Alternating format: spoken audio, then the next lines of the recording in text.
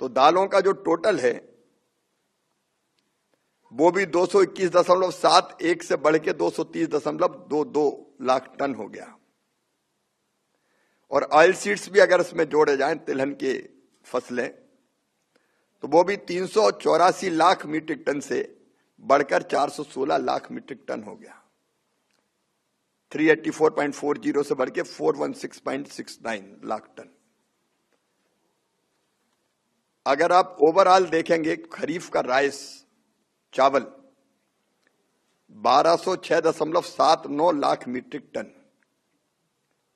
अगर गेहूं देखेंगे 1154.30 लाख मीट्रिक टन। खरीफ का मक्का देखेंगे तो 248.11 लाख मीट्रिक टन। और ग्राउंड नट मूंगफली अगर देखेंगे तो 104.26 लाख मीट्रिक टन।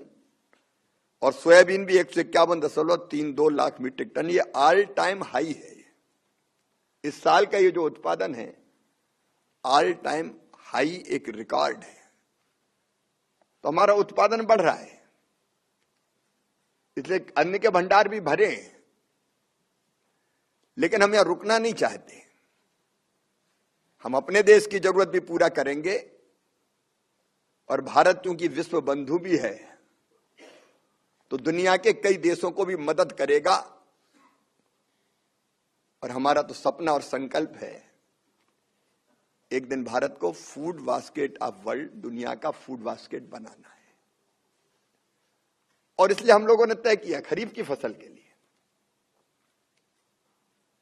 कि हम सारे संस्थान जो कृषि के उत्पादन को बढ़ाने के लिए, लागत घटाने के लिए काम कर रहे हैं, उन सबको एक साथ लाके एक दिशा में ले जाएं। कई बार आपस में तालमेल ही नहीं होता। अब हमारे आईसीआर के 113 संस्थान हैं। अलग अलग संस्थान अपना अपना काम कर रहा है, लेकिन आपस में बेहतर कोऑर्डिनेशन की जरूरत है। राज्य सरकार अपने प्रयत्न करती है, केंद्र सरकार की अपनी योजनाएं, यूनिवर्सिटीज अपना काम करती है। तो हमने तय किया कि इन सबको जोड़ के एक दिशा में ले चलो। पिछले दिनों हमने खरीफ कॉन्फ्रेंस की थी, जिसमें कई राज्यों के कृषि मंत्री आए थे, और हम लोगों ने तय किया कि इस साल खरीफ की फसल के लिए ही हम विकसित कृषि संकल्प अभियान चलाएंगे।